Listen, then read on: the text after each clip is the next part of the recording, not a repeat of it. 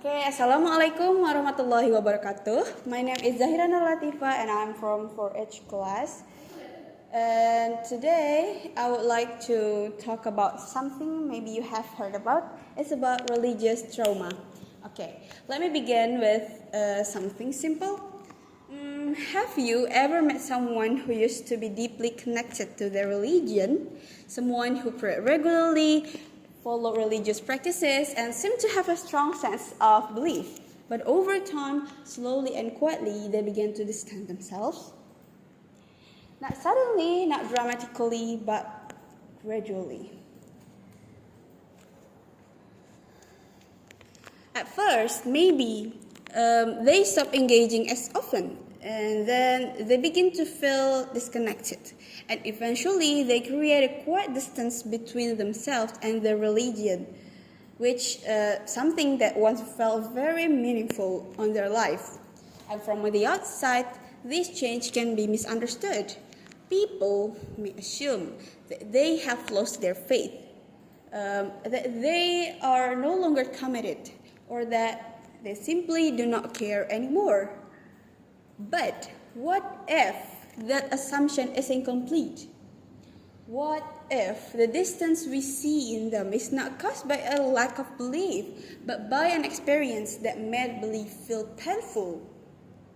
Today, I want to talk about the distance between a person and their religion when the distance is shaped by emotional pain, especially from past experience. And for many people, religion is supposed to be a source of comfort, right? It is where individuals go to find meaning, guidance, and peace. It offers direction during uncertainty and reassurance during difficult times. In many teachings, religion emphasizes compassion, patience, and understanding. So ideally, it becomes a safe space, a place where people feel accepted and supported. But not everyone experiences it that way, guys. Sometimes there is a gap between what religion teaches and how it is experienced in real life. When religion is introduced through fear, through pressure, and through constant judgment, it begins to lose the sense of comfort. And instead of feeling peaceful, they may feel anxious. And when these experiences happen repeatedly, they do not just affect behavior, they begin to shape how a person understands faith itself. This brings us to an important concept often discussed in psychological studies. It's called religious trauma. And based on what I have read in research about religious trauma syndrome, trauma related to religion often does not come from the belief itself, but from how that belief is introduced or enforced in certain environments.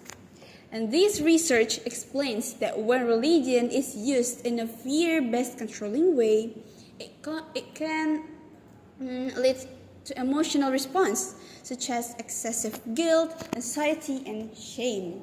And over time, these emotions become strongly connected to religious practices.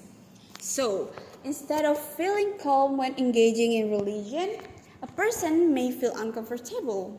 Instead of feeling closer to their God, they may feel overwhelmed. So, as a result, distance begins to form.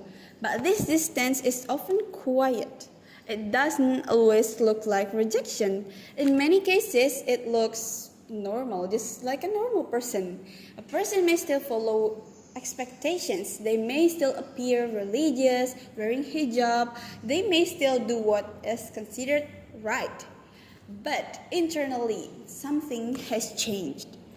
And what used to feel meaningful now feels like just an obligation. What used to feel sincere now feels mechanical. And when we observe this, our response is often immediate. We ask, why did you change? Why did you stop wearing your hijab? Why did you stop practicing? Don't you believe anymore?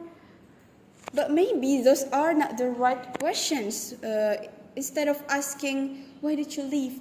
Why did you take off your hijab? We should ask, what happened to you? And to be honest, this topic is not completely distant from me. There have been moments where faith did not feel simple or peaceful. Moments where it felt confusing and even heavy. And through that, I realized that what we see on the outside doesn't always reflect what someone is experiencing inside. And to understand this more clearly, we can look at both stories and real-life cases. In a novel that I have been reading, it's titled Bagaimana Jika Tuhan Bilang Tidak. There is a character, the main character named Nirmana. She grew up in an environment where religion was not introduced as comfort, but as pressure. Since childhood, she experienced harsh treatment from her father, often justified with religious reasons. She was told to obey to avoid being sinful, to behave to avoid being seen as a bad child. At the same time, her father appeared very religiously in public, like there's nothing happened. So, from the outside, everything seemed right. But for Nirmana, religion became something associated with fear. And as she grew older, she didn't become rebellious. Instead, she became distant. She still wore the hijab, but mainly because it was considered an obligation. She rarely prayed, not because she didn't know how, but because religion had become emotionally difficult for her. And her action remained, but the meaning behind them slowly disappeared.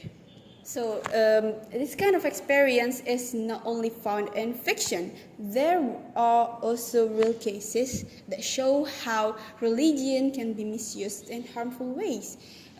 I'll give you an example. In Indonesia especially. So there have been reports of abuse within religious environments such as Islamic boarding school, or we know as pesantren, pondok pesantren.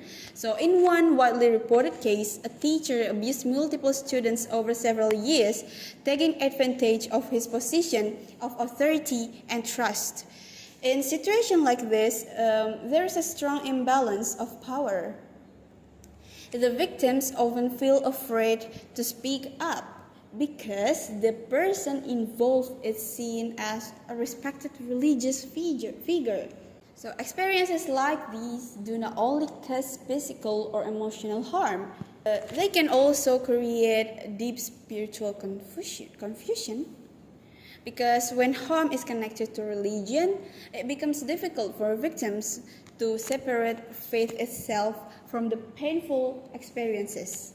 And this connects back to what I mentioned earlier from the research. When religion is associated by fear, control, or harm, people may develop avoidance as a response. Not because they reject the belief, but because they are trying to protect themselves from the emotions attached to it. And this is something we often misunderstood. We often focus on what we can see, but faith is not only about appearance. Someone may look religious, but feel completely disconnected inside. And someone who seems distant may still be struggling deeply with belief. Stories like Nirmana's that I have told you before, and real cases like the ones we heard in the news remind us that these experiences are real and they are often hidden. This is why we need to be more careful before judging others, because it is easy to assume with someone is not trying hard enough. But when we often do not see is the emotional weight behind their distance, so the confusion, the discomfort, the effort to understand something that once felt meaningful. And sometimes people are not rejecting religion itself, but they are trying to understand it again and again. They are trying to separate what religion truly represents from what they experienced in the past, because what they experienced was not always love, and sometimes it was fear. And before they can reconnect, they may need time. They may need space. So sometimes it was fear, and before they can reconnect, they may need time. They may need space, and most importantly, they may need understanding. So in conclusion, I am not here to decide who is right or wrong. I am not here to judge the person that remain close to religion or those who choose to step away. So I am here to remind us that behind every distance there may be an unseen wound, and behind every person who seems to walk away, there may still be a part of them that once believed deeply. Maybe faith doesn't always disappear. Maybe sometimes it is simply buried under experiences that were never meant to represent it. And maybe what some people need is not pressure but understanding. Not judgment but the space to heal. Yeah, I think that's all from me. Thank you for listening, and Assalamualaikum warahmatullahi wabarakatuh.